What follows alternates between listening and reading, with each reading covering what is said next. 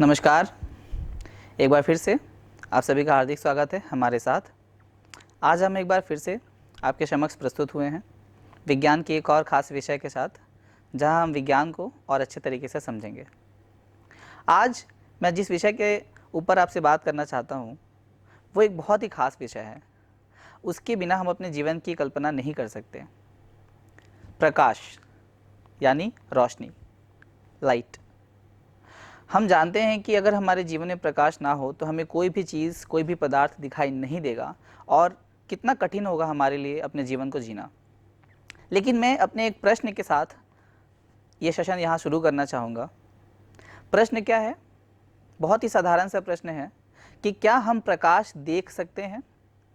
I mean to से, is light visible? आपका उत्तर क्या होगा? आपका आंसर क्या होगा? जी हाँ, प्रकाश हमें दिखाई नहीं देता।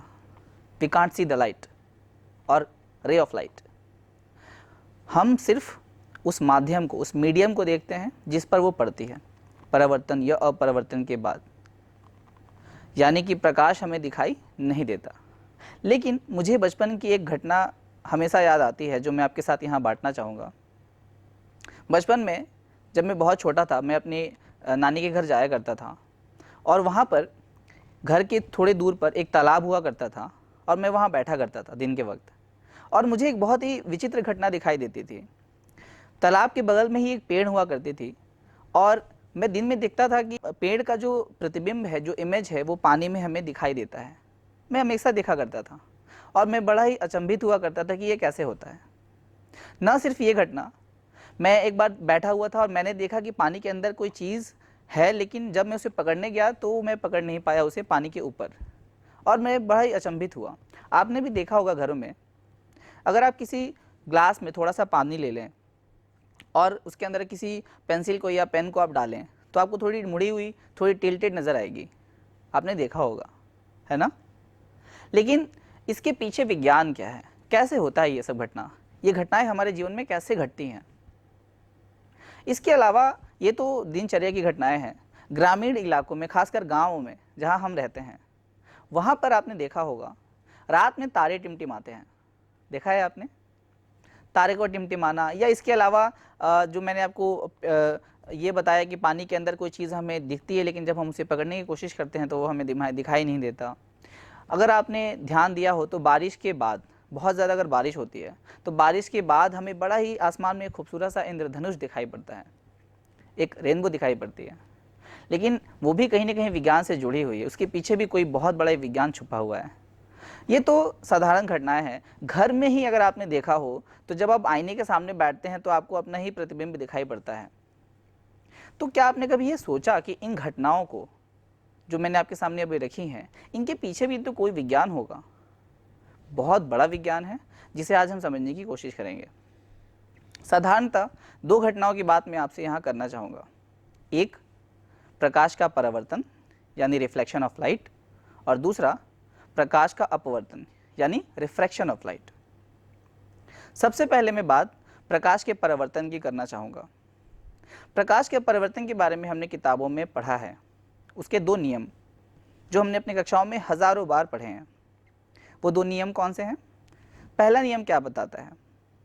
पहला नियम ये बताता है कि आपतन का कोण और परावर्तन का कोण हमेशा बराबर होता है, यानी एंगल ऑफ इंसिडेंस और एंगल ऑफ रिफ्लेक्शन ये हमेशा बराबर होते हैं। तो ये तो पहला नियम जो मैंने या हम सब ने अपनी कक्षाओं में पढ़ा है। दूसरा नियम क्या बताता है? Angle of incidence, angle of reflection और पॉइंट ऑफ इंसिडेंस, जहाँ पे प्रकाश पड़ी है उस पर अगर हम नॉर्मल टानते हैं, अभिलंब टानते हैं, तो वो तीनों एक ही तल में, एक ही प्लेन में पाए जाते हैं। मैं फिर से एक बार आपको कहने की, समझाने की कोशिश करता हूँ। दो नियम है प्रकाश के परावर्तन में जो हम पढ़ते हैं। एक, आपतन का कोण और परावर्तन का कोण हमेशा बराबर होता है, और दूसरा, आपतन का कोण, परावर्तन का कोण एवं आपतन बिंदु पर जो अभिलंब हम टानते हैं वो तीनों एक ही तल में पाए जाते हैं। तो ये दो नियम थे प्रकाश के परावर्तन के जो हमने अपनी कक्षाओं में पढ़े हैं। आज मैं आपको एक छोटे से प्रयोग, एक एक्सपेरिमेंट के द्वारा, इस एग्जिबिट के द्वारा, प्रदर्शनी के द्वारा आपको वो नियम समझाने की और दिखाने की कोशिश करूँगा। तो आइए अब हम इस पे फोकस करते हैं और देखते हैं कि ये कैसे कार्य करता है। आप यहाँ थोड़ा फोकस करें और देखें ध्यान से अगर, तो यहाँ पर एक सरफेस है जहाँ पे प्लेन सरफेस है, मुझे आपको यहाँ पे दिख रहा होगा, और आप देख सकते हैं लाइट यहाँ से निकल रही है, ये एक सोर्स ऑफ लाइट है।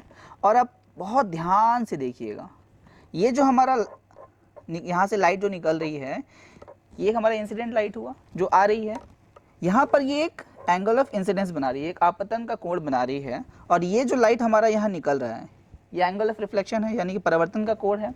और इस जगह पे जहाँ पे आपतन का कोण और परावर्तन का कोण मिल रहा है, वहाँ पे अगर हम अभिलंब टानते हैं, नॉर्मल टानते हैं, तो ये तीनों एक ही तल पे हैं। और जैसे जैसे मैं इस एंगल ऑफ इंसिडेंस को चेंज करता हूँ, यानी आपतन के कोण को जब मैं चेंज करता हूँ, तो परावर्तन का कोण भी उसी रूप से बदलता जा रहा है। आप ध्यान से देखिएगा, मैं यहाँ पे इस स्क्रीन को थोड़ा सा घुमा रहा हूँ, और अब देखिए जैसे जैसे ये एंगल ऑफ इंसिडेंस चेंज हो रही है, वैसे ही वैसे एंगल ऑफ रिफ्लेक्शन भी, यानी परावर्तन का कोण भी चेंज होता जा रहा है। तो ये जो घटना मैंने आपको अभी यहाँ बताई, यहाँ पे जो मैंने आपको डिस्क्राइब की है, बताने की कोशिश की है, ये घटना साधारणतः हमने आईने में देखा है। आईने में आप देखते हैं कि जब कोई प्रकाश हमसे टकरा कर आईने तक जाती है, तो वो टकरा कर समानांतर तरीके से हम तक पहुँचती है और हमें अपना प्रतिबिंब, इमेज दिखाई पड़ता है। उसमें और भी बहुत सारे विज्ञान हैं। तो यहाँ पर प्रकाश के परिवर्तन की हमने आपसे बात की, समझा कि प्रकाश का परिवर्तन क्या होता है और उसके नियम कौन कौन से हैं। अब मैं आपके समक्ष प्रकाश के अपवर्तन की, यानी रिफ्रैक्शन ऑफ लाइट की बात करूँगा। उसको बताने से पहले हमें एक या दो चीज़ें और समझनी होंगी। कौन सी चीज़ें हैं वो?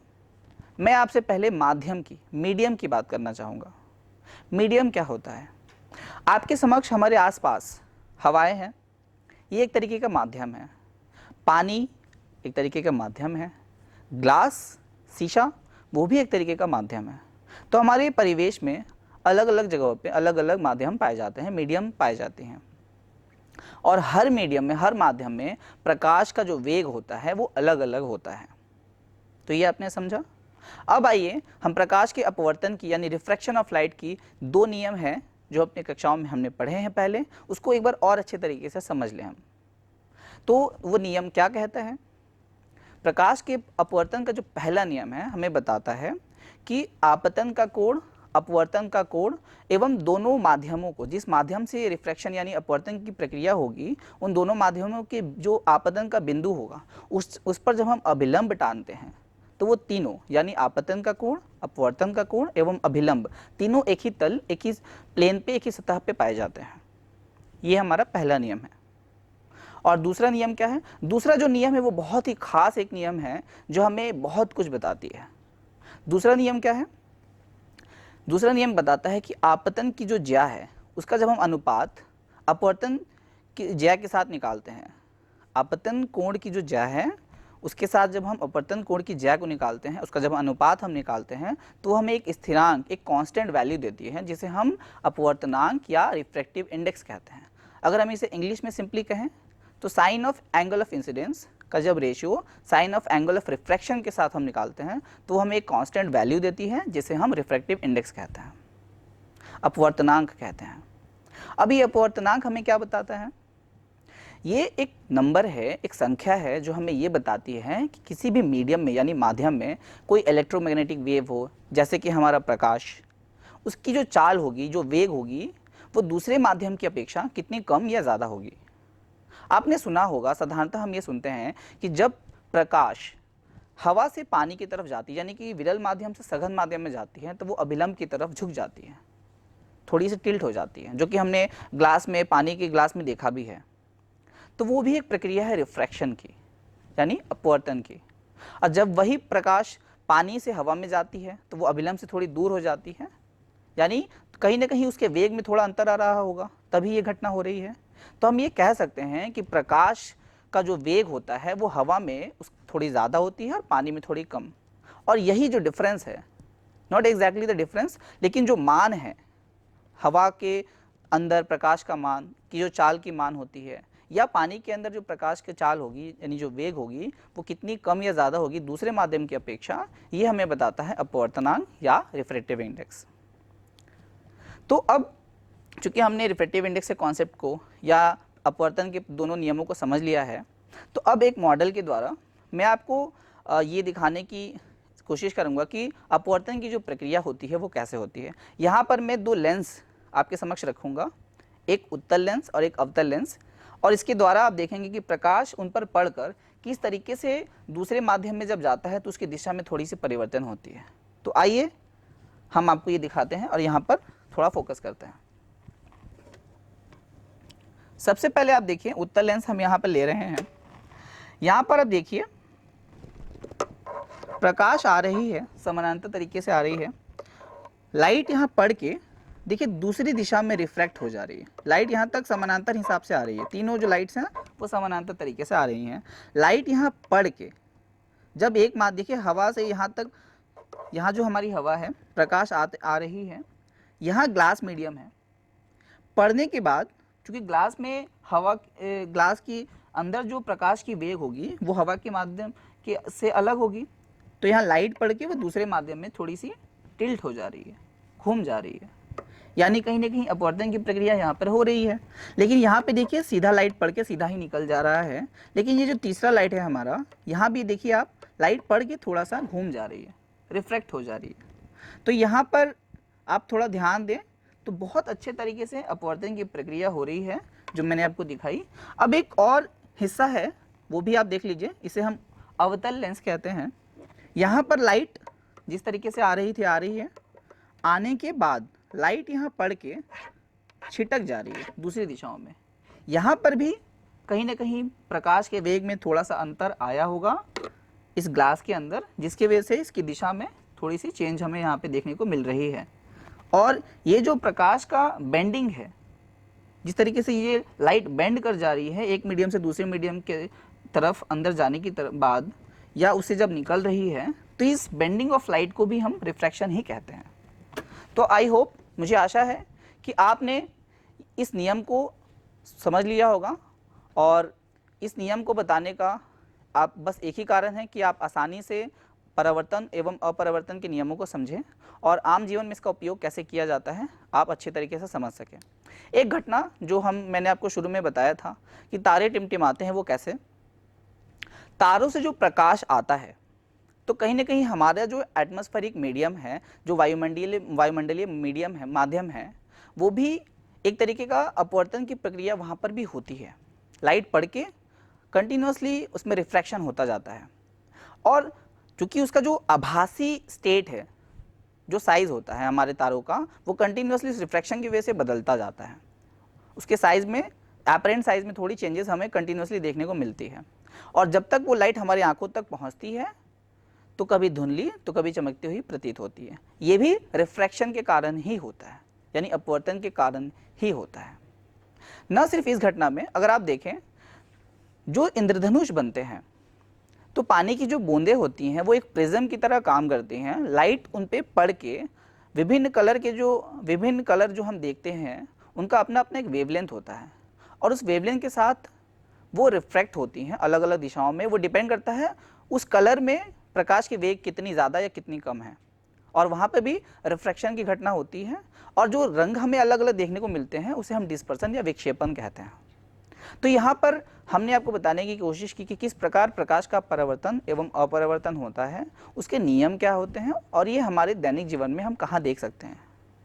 तो मैं आशा करता हूँ ये दोनों नियम आपको समझ में आए होंगे, और आप इनको अब आने वाली कक्षाओं में और अच्छे तरीके से समझकर इसका उपयोग भी कर पाएंगे।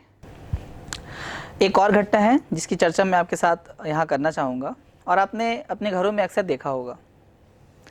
हमारे जो घर में बड़े बुजुर्ग हैं, जो बड़े होते हैं, आपने देखा होगा एक उम्र के बाद उनकी आंखों की रोशनी कम हो जाती है।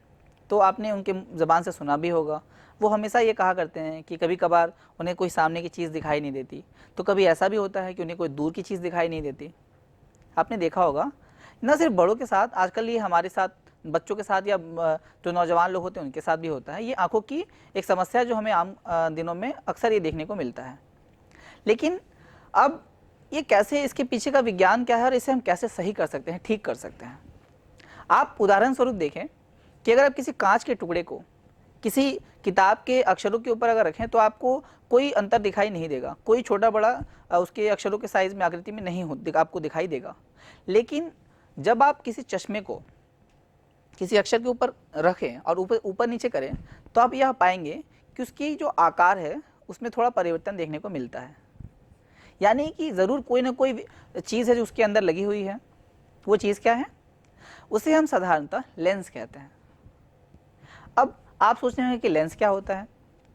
लेंस एक पारदर्शी मीडियम होता है, एक माध्यम होता है, और उसकी जो सतह होती हैं वो वक्राकार होती हैं, यानी स्फेरिकल होती हैं। देखिए, ऐसा भी हम बहुत बार करते हैं कि हम दोनों साइड्स को ही स्फेरिकल करें या हम किसी एक को समतल रखें और दूसरे साइड को हम वक्राकार कर दें, ये हमारे ऊपर निर्भर करता है। अब हम लेंसेज का उपयोग कहाँ करते हैं?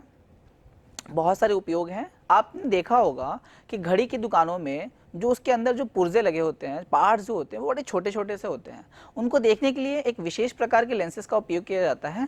तो जब भी घड़ी को बनाने वाला उसको उस लेंस को लगाकर जब उसको देखता है तो उसे बड़े बड़े दिखाई देते हैं, आकार में वो जो पुर्जे हैं बड़े हो जाते हैं।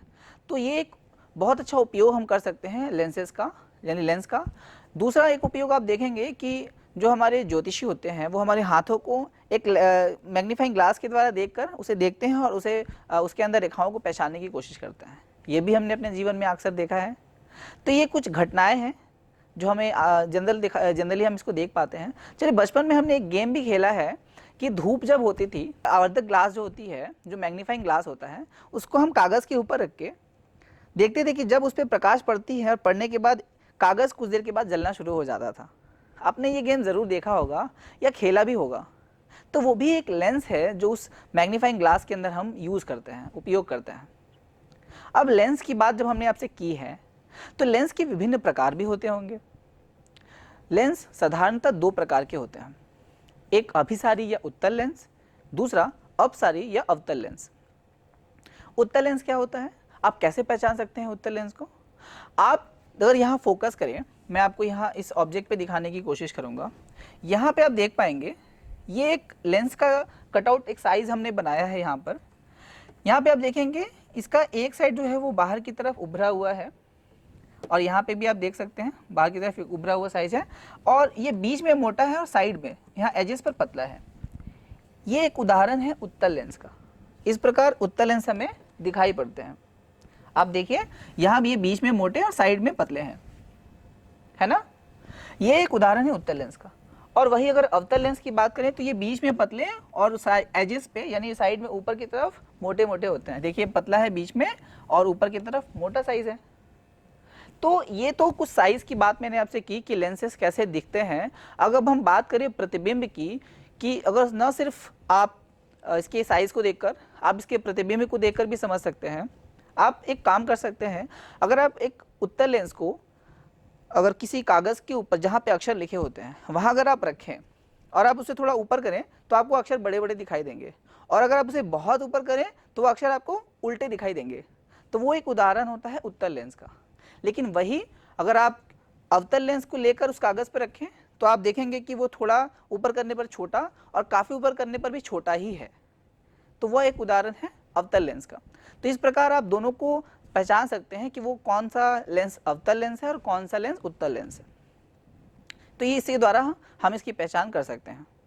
अब हमें ये समझना होगा कि उत्तल लेंस या अवतल लेंस प्रतिबिंब कैसे बनाते हैं, वो इमेज फॉर्मेशन में कैसे मदद करते हैं। साधारणतः अगर आप किसी उत्तल लेंस के सामने किसी वस्तु को, किसी ऑब्जेक्ट को रखते हैं तो उसका प्रतिबिंब कैसा बनेगा? सीधा होगा, उसकी जो साइज़ होगी वो बड़ी होगी या छोटी होगी, या और भी जो चीज़ें हैं उस लेंस के सामने जो वस्तु रखी हुई है उसके साइज़ पे बहुत ज़्यादा निर्भर करती है, और उसकी दूरी पे, यानी वो उस लेंस से कितनी दूरी पर है उस पर भी बहुत ज़्यादा निर्भर करती है। उसके साइज़ की, आकार की आप बात करते हैं, उल्टा या सीधा होगा वो इमेज उसकी बात करते हैं, तो वो उस वस्तु पर निर्भर करता है। लेकिन जब आप अवतल लेंस के सामने किसी वस्तु को रखते हैं तो उसका जो इमेज होता है, जो प्रतिबिंब होता है, वो हमेशा आभासी यानी वर्चुअल साइज में छोटा और हमेशा ऑप्टिकल सेंटर यानी प्रकाशीय केंद्र एवं फोकस के बीच में ही बनता है, और हमेशा एक साइज जो होगा, जो इमेज होगा वो छोटा होगा और ये वर्चुअल इमेज बनता है, एक डिमिनिश साइज होती है उसकी। तो ये इसके द्वारा आप इमेज फॉर्मेशन को समझ सकते हैं उत्तल एवं अवतल लेंस की। अब मैं आपको एक बार दिखाना चाहूँगा कि उत्तल लेंस एवं अवतल लेंस कार्य कैसे करता है, और एक मॉडल के द्वारा मैंने यहाँ पे मॉडल बनाया हुआ है, मैं आपको एक बार दिखाऊं। सबसे पहले हम बात करेंगे उत्तल लेंस की कि उत्तल लेंस प्रकाश को एक जगह केंद्रित कैसे करते हैं और इसे हम अभिसारी लेंस क्यों कहते हैं। आइए आप यहाँ पे देख सकते हैं, आप जरा यहाँ फोकस करें तो आप देखेंगे प्रकाश की जो किरणें हैं, आप देखिए एक सोर्स ऑफ लाइट हमारे पास है, प्रकाश के पुंज यहाँ से निकल रहे हैं, 3 अलग अलग लेजर लाइट से हम यहाँ पे प्रकाश को दे रहे हैं, और आप देखिए एक पॉइंट पर आकर ये तीनों प्रकाश अभिसारी तौर पर एक पॉइंट पर आकर मिल जा रहे हैं, कन्वर्ज कर जा रहे हैं। आप देख सकते हैं, आपको क्लियरली दिख रहा होगा, लाइट यहाँ से पैरेलली आ रही है, समानांतर तरीके से आ रही है, लेकिन इस उत्तल लेंस पर गिरने के बाद ये लाइट एक जगह कन्वर्ज कर जा रहे हैं, अभिसारित हो जा रहे हैं, और इस प्रकार ये हमें एक पॉइंट पर केंद्रित प्रकाश दिखाई, एक बिंदु पर ये जो प्रकाश है वो केंद्रित हो रहे हैं और हमें दिखाई दे रहे हैं। एक चीज़ और आप जो समझ पाएंगे, यहाँ पर जो हमारा ऑप्टिकल सेंटर है, जो प्रकाश का केंद्र है, और जहाँ पर ये इमेज यानी जो पॉइंट लाइट जहाँ पे एक जगह मिल रही हैं, इन दोनों का जो बीच का जो लंबाई की दूरी है, जो लेंथ आपको दिखाई दे रही है, इसी को हम फोकल लेंथ कहते हैं। आप फिर से समझिए, यहाँ पर जो ऑप्टिकल सेंटर है बीच में, यहाँ से जहाँ पर ये लाइट एक जगह कन्वर्ज कर रही है, मिल रही है, एकत्रित हो रही है, इन दोनों के जो बीच की दूरी है वही हमारा फोकल लेंथ है। और ये जो लाइट्स यहाँ से समानांतर आ रही हैं, और ये तो हमारा प्रिंसिपल एक्सिस है ही कहते हैं। तो ये हमने आपको दिखाया कि कैसे उत्तल लेंस के द्वारा प्रकाश एक जगह केंद्रित होते हैं। अब हम आपको दिखाएंगे कि अवतल लेंस में क्या होता है। आप देख सकते हैं, ये हमारा अवतल लेंस है, देखिए बीच में ये पतला है और साइड की तरफ मोटा है। लाइट पड़ने के बाद आप देखिए, यहाँ तक तो प्रकाश की जो किरणें हैं वो समानांतर जा रही हैं, लेकिन पड़ने के बाद ये एक जगह ए से दूसरी जगह में फैल जा रही है, बिखर जा रही है, ठीक है। तो ये इस प्रकार लाइट पड़ने के बाद एक अवतल लेंस पर प्रकाश की किरणें एक दूसरे से छिटक जाती हैं, लेकिन बीच का जो लाइट है आप देखिए बिल्कुल सीधा जा रहा है, उसके प्रकाश उसकी दिशा में कोई चेंज हमें दिखाई नहीं दे रही है। और अगर हम इसको वर्चुअली पीछे की तरफ टाने तो आप देखेंगे यहाँ पर एक कहीं पर देखिए इस जगह पे कहीं एक लाइट मिल रही है, ये देखिए लाइट आके यहाँ पे मिल रही है, और ये हमारा फोकस पॉइंट है। यहाँ पे आप देखिए ये जो पॉइंट है, लाइट पड़ने के बाद मिल रही है यहाँ पे, तो यहाँ से यहाँ की जो दूरी होगी वो हमारा फोकल लेंथ होगा, और ये तो हमारा प्रिंसिपल एक्सिस है ही। तो इस प्रकार हमने आपको दिखाया कि उत्तल लेंस एवं अवतल लेंस कैसे कार्य करते हैं। अब उदाहरणों की बात मैं आपसे करना चाहूँगा कि उत्तल लेंस एवं अवतल लेंस को हम अपने जीवन में कहाँ देखते हैं। चलिए सबसे पहला उदाहरण मैं आपको देना चाहूँगा उत्तल लेंस का। शुरू में मैंने आपको कहा था ना कि घड़ी के जो पुर्जे होते हैं वो बहुत छोटे छोटे होते हैं, और अगर उन्हें हमें बनाना हो तो हमें एक ऐसे लेंस का उपयोग करना होगा जो प्रकाश को एक जगह केंद्रित कर दे। तो वहाँ पर घड़ी बनाने की जो प्रक्रिया होती है वहाँ पर हम उत्तल लेंस का उपयोग करते हैं। ये तो एक घटना थी। दूसरा, जो कि मैंने आपको शुरू में ही आवर्धक ग्लास का एक उदाहरण दिया, मैग्नीफाइंग ग्लास, वो भी एक उदाहरण है उत्तल लेंस का। इसके अलावा अगर हमने आपसे बात की थी चश्मे की, जिसको हाइपरमेट्रोपिया है, यानी दूर की जो चीज़ें हैं उनको अच्छे से साफ साफ दिखाई दें एवं निकट की चीज़ें अगर उनको अच्छे से दिखाई नहीं दे रही हैं, वहाँ पर हम उत्तल लेंस यानी कन्वर्जिंग लेंस का उपयोग करते हैं, कॉन्वेक्स लेंस का उपयोग हम करते हैं। तो ये कुछ उदाहरण थे। इसके अलावा आप इसका उपयोग कहाँ पाते हैं? आपने देखा होगा कॉलेजेस में, स्कूल में हम माइक्रोस्कोप का उपयोग करते हैं, कंपाउंड माइक्रोस्कोप का हम उपयोग करते हैं। वहाँ पर चीज़ें बहुत छोटी छोटी होती हैं, सेल्स को हम देखते हैं, वहाँ पर हम कॉन्वेक्स लेंस का यानी कि उत्तल लेंस का उपयोग करते हैं। न सिर्फ माइक्रोस्कोप में, टेलीस्कोप में भी करते हैं, फोटोग्राफिक जो हम कैमरा यूज़ करते हैं उसमें भी हम उत्तल लेंस का उपयोग करते हैं। तो आप देख सकते हैं कितना विशाल उपयोग होता है उत्तल लेंस का, और हमारे जीवन में ये कितना महत्वपूर्ण एक स्थान रखता है। अब आइए समझते हैं अवतल लेंस का उपयोग हम कहाँ पर कर सकते हैं। तो सबसे प्रमुख जो कुछ उदाहरण मैं आपके सामने रखूँगा, एक तो हम फ्लैश लाइट में अवतल लेंस का बहुत उपयोग करते हैं। उसके द्वारा जिनको मायोपिया है, यानी निकट चीज़ों को आप आराम से देख पाते हैं लेकिन दूर की चीज़ें उन्हें अच्छे से दिखाई नहीं देती, तो वहाँ पर हम अवतल लेंस का उपयोग करते हैं। इसके अलावा बाइनोक्यूलर्स में, टेलीस्कोप में भी करते हैं। लेकिन एक और चीज़ है जो आपने अक्सर देखा होगा, किसी किसी घरों के गेट पर एक छोटा सा लेंस लगाया होता है, और जब अंदर का आदमी बाहर के आदमी को उस लेंस के द्वारा देखता है तो वो उसको अच्छी तरीके से पैनोरामिक वे में देख पाता है कि वो पूरा जो सामने वाला व्यक्ति है वो खड़ा है। तो वहाँ पर पीप होल्स में, यानी डोर जो गेट हमारा होता है, वहाँ पे भी हम इस लेंस का, अवतल लेंस का उपयोग करके सामने वाले व्यक्ति को देख पाते हैं। ये कुछ अच्छे उदाहरण थे हमारे अवतल लेंस के कि हम इसे उपयोग कहाँ करते हैं। लेकिन सिर्फ उत्तल लेंस एवं अवतल लेंस ही हमारे जीवन में कार्य नहीं करते। इसके अलावा उत्तल दर्पण एवं अवतल दर्पण भी हमारे जीवन में एक बड़ा ही महत्वपूर्ण स्थान रखते हैं। एक मॉडल के द्वारा मैं इसे आपको यहाँ दिखाने की कोशिश करूँगा कि ये दोनों कार्य कैसे करते हैं। आप यहाँ सबसे पहले मैं आपसे बात करता हूँ उत्तल दर्पण की। आप यहाँ देख सकते हैं एक साइड इसका समतल है, लेकिन दूसरा जो साइड है हमारा ये उत्तल आकार में बनाया हुआ है, वक्राकार, जो बाहर की तरफ उभरी हुई है। एक चीज़ आपको यहाँ समझनी होगी, यहाँ हम उत्तल दर्पण की बात कर रहे हैं। दर्पण को आप जब भी सुनते हैं, समझते हैं, तो आपको ये समझ में आ जाता है कि पीछे का जो साइड है वो ऑलरेडी पॉलिश्ड है, यानी लाइट वहाँ से निकल कर बाहर नहीं जा सकती, पारदर्शी नहीं होती है। प्रकाश पड़ के या तो अंदर की तरफ या बाहर की तरफ छिटक जाती है। तो ये आप देखिए, एक सतह ऊपर का जो है वो हम लोगों ने एक तरीके से पॉलिश कर दिया है, या वो लाइट को बाहर जाने नहीं देगा। और ये जो वक्राकार स्ट्रक्चर है, आकार है, वो बाहर की तरफ उभरा हुआ है, और ये एक उदाहरण है उत्तल दर्पण का। अब आइए आपको हम दिखाते हैं कि यहाँ लाइट पड़ने के बाद स्थिति कैसे होती है। आप देखिए, उत्तल दर्पण में लाइट पड़ने के बाद दूसरी दिशाओं में छिटक जा रही है, बाहर की तरफ फैल जा रही है, ठीक है। लेकिन जब वही हम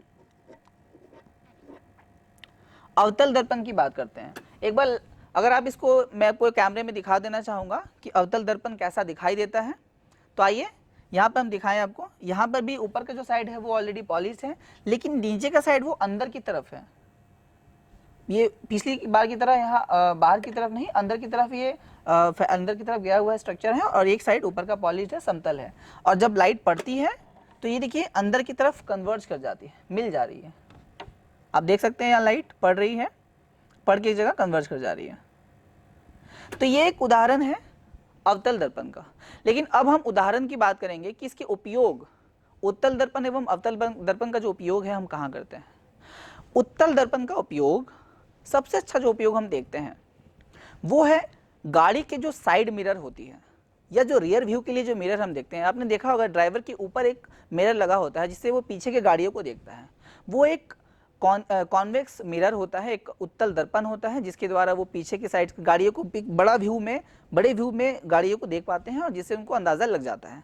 और साइड की जो मिरर होती है, जो आईना होता है, वो भी एक कॉन्वेक्स मिरर ही होता है। लेकिन कॉन्केव मिरर का, यानी कि अवतल मिरर का उपयोग हम कहाँ देखते हैं, अवतल दर्पण का उपयोग हम कहाँ पाते हैं। आपको मैं कुछ उदाहरण दूंगा, आप खुद समझ जाएंगे कि वो हम अपने घरों में उपयोग करते हैं। एक तो दाढ़ी बनाने के लिए जो शीशे का हम उपयोग करते हैं, वो भी एक उदाहरण है अवतल दर्पण का। उसके अलावा जो दांत के डॉक्टर होते हैं वो इस अवतल दर्पण का उपयोग करते हैं, या सोलर कुकर में हम इसका उपयोग करते हैं, हेडलाइट्स में हम इसका उपयोग करते हैं इस अवतल दर्पण का। तो इसके विभिन्न प्रकार के उपयोग है जो हम अपने आम जीवन में करते हैं। तो आपने देखा कि किस प्रकार दर्पण या लेंसेज हमारे जीवन में कितना महत्वपूर्ण स्थान रखते हैं और हमारे जीवन को कितना आसान बनाते हैं। तो इसलिए प्रकाश के नियमों को समझना एवं लेंसेज को या मिरर को समझना, और कैसे ये हमारे आम जीवन में प्रकाश के नियमों को मानते हुए हमारे जीवन को आसान बनाते हैं, और इसे समझकर हम अपने आने वाले समय में इसका उपयोग भी अच्छे से कर सकें या कर सकते हैं, इस उम्मीद के साथ मैं यहाँ पे ये सेशन ख़त्म करूँगा। और मुझे उम्मीद है ये जो भी चीज़ें मैंने आपको यहाँ आसान तरीके से बताने की कोशिश की हैं वो आपको समझ में ज़रूर आई होंगी। तो आज के लिए इतना ही। आप सभी का बहुत बहुत धन्यवाद। नमस्कार।